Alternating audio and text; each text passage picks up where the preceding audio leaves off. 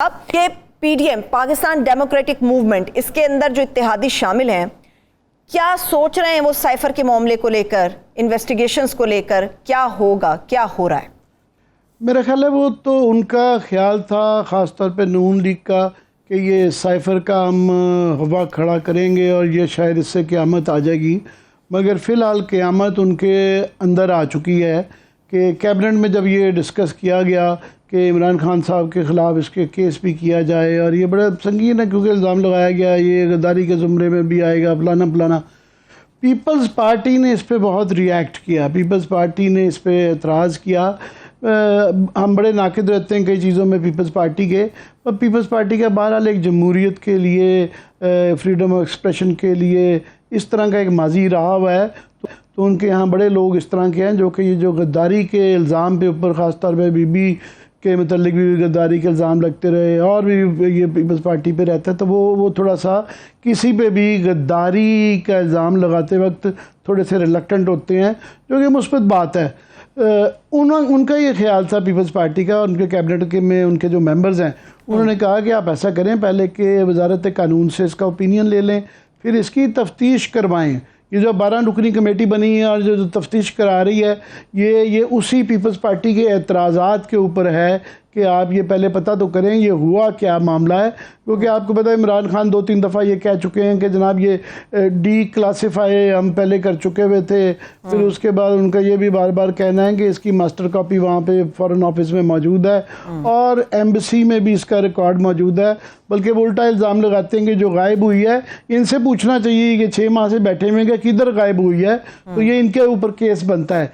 मगर पीडीएम के अंदर ही लड़ाई नहीं है इस वक्त, जो है नून लीग के अंदर भी जो है एक आपस में बहुत ज़्यादा दो मुतहारक ग्रुप बन गए हैं और उनकी लड़ाई चल रही है, जिसका आपने आज थोड़ा सा शाखसाना देखा होगा कि शहबाज शरीफ साहब ने फ्लड के ऊपर जो है आज जो उनको डैशबोर्ड दिखाया जा रहा था, तो पब्लिकली उनको पता था कि इस वक्त जो है ये लाइव दिखाया जा रहा है, उन्होंने उसमें बेइज्जती की एहसन इकबाल की। एहसन इकबाल बहरहाल बड़े सीनियर लीडर हैं और उन्होंने कहा खुद ही, मतलब उन पे पहले ही ऑफ कोर्स जो है ये इल्ज़ाम है कि 1 साल मतलब 1 महीना साल सैलाब को हो गया है और करोड़ों लोग बेघर हो चुके हैं, हज़ारों लोग मर चुके हैं और इतने हैं, पर इन्होंने अभी तक कोई कंट्रोल रूम नहीं बनाया, अभी तक कोई सिस्टम नहीं बनाया। आपको क्रेडिट देना पड़ता है कि एनसीओसी के ज़रिए जो है उन्होंने कोविड पीटीआई गवर्नमेंट ने बहुत अच्छा हैंडल किया था। ये उससे भी बड़ा सानिया है, मैं समझता हूँ हमारी नस्ल का सबसे बड़ा सानिया है, मगर इन्होंने कुछ नहीं किया। और जब किया है डैशबोर्ड तो खुद प्राइम मिनिस्टर ने इल्ज़ाम लगा रहे हैं, वो कह रहे हैं ये क्या आपने फजूल सी चीज़ बना दी है, इसके अंदर कुछ है ही नहीं है, और पब्लिकली कहा है। अब पता नहीं उन्होंने उनको एक्सपायर ऑफ द मोमेंट के बड़े कई दफ़ा मर्क्यूरियल आदमी है, मरकरी लेवल उनका एकदम ऊपर चला जाता है, पर उन्होंने एहसास नहीं किया कि साथ में एहसन इकबाल बैठे हैं और वो तारीफ़ चाह रहे थे कि हमारी भी तारीफ़ हो और वो भी तारीफ़ की जाए, तो वो चल रही है। फिर जो है डार साहब ने मिफ्ता इस्माइल साहब के मतलब जो कहे हैं और बड़ा गुस्से में ये बातें की हैं।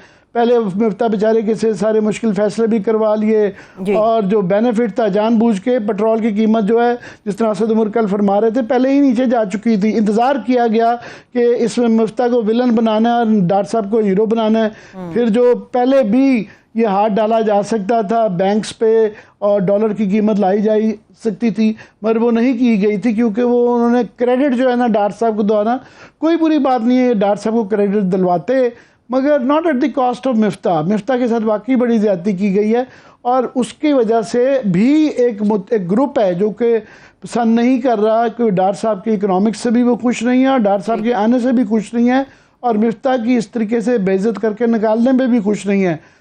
आप शायद खाकान अब्बासी को भी उस ग्रुप में कह सकते हैं। तो ये इंटरनल जो हैं ये मामलात उनके चल रहे हैं। प्लस जो एक और बहुत बड़ा मसला नून लीग के अंदर चल रहा है, मरियम बुब्बी क्योंकि अभी उस केस से एक से वो बरी हो चुकी हैं, तो अब वो पार्लियामेंट्री पॉलिटिक्स कर सकती हैं, मगर उसके अंदर बड़े सवाल हैं।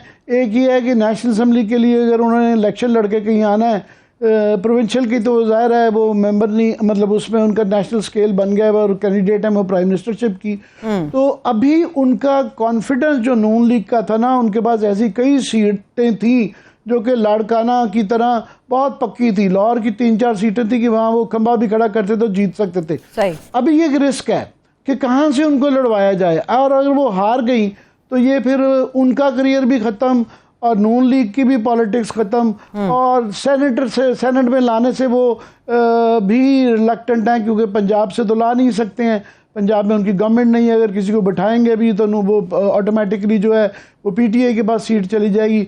सिंध से मांगते हैं उनसे, अगर सिंध पीपल्स पार्टी से, वो भी बुरा लगता है, फिर सेनेट में वो फ़र्ज़ भी पूरा नहीं होता। तीसरा ये है कि वो शहबाज शरीफ साहब को इतने खुश नहीं होंगे बीबी के पार्लियामेंट में आने से। अच्छा।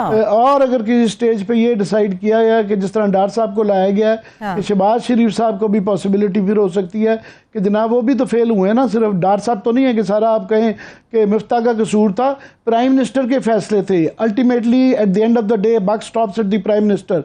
तो अगर मिफ्ता फेल हुए हैं तो शहबाज शरीफ साहब भी फेल हुए हैं। तो कल को ये आर्गूमेंट करके मिफ्ता को भी मरियम बीबी को भी लाया जा सकता है।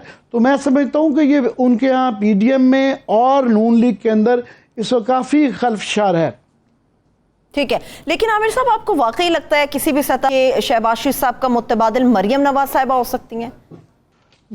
भाई एक बात तो माननी पड़ती है कि इस वक्त जो नून लीग के अंदर सबसे पॉपुलर शख्सियत जो है वो मरियम है। मैं समझता हूँ कि वो शहबाज शरीफ तो बिल्कुल ही फेल हो गए। उनका जो इमेज था कि डूअर हैं और वो बड़े एडमिनिस्ट्रेटर बड़े अच्छे हैं, मेहनत बड़ी करते हैं। हाँ। इकोनॉमी की जो 6 माह में हालत हो गई है और जो गवर्नेंस है वो सारी उनकी मिथ टूट गई है, पता नहीं तोड़ी गई है, जान के वो किया गया। पंजाब में चीज़ें छुप जाती थी, वो एक इमेज बनाया गया था, यहाँ के वो बिल्कुल एक्सपोज हो गए हैं। मेरा तो यहाँ तक ख्याल है कि मरियम बीबी नवाज शरीफ से भी ज़्यादा नून लीग के अंदर अब अहम है। उनका एक जो कैरिस्मा है, नवाज शरीफ साहब जब आपको याद होगा निकाले गए थे तो यहाँ से वो एयरपोर्ट जाते तक वो 1000 बंदे भी नहीं इकट्ठे कर सके थे। तो वो ये भी मिथ है कि वो आएंगे तो पता नहीं क्या कमाल कर देंगे। वो कल असद उमर साहब जो कह रहे थे या इमरान खान जो ये कह रहे हैं कि उनका हवा एक दफ़ा तोड़ ही दें तो अच्छा आ जाएं, मगर उनके आने में अभी ये जो समझा जा रहा है कि जी वो ऐसे ही आ जाएंगे, ये आसान काम नहीं है। अगर आपके पास टाइम हो तो मैं एक्सप्लेन कर दूं इस चीज़ को कि आजकल नज़र रखने की ज़रूरत है सुप्रीम कोर्ट में। वहाँ 2 बड़े ही इम्पॉर्टेंट केसेस चल रहे हैं और वो डे टू डे बेसिस पे सुने जा रहे हैं। एक वाडा साहब का केस है, वो बाद में बात करेंगे।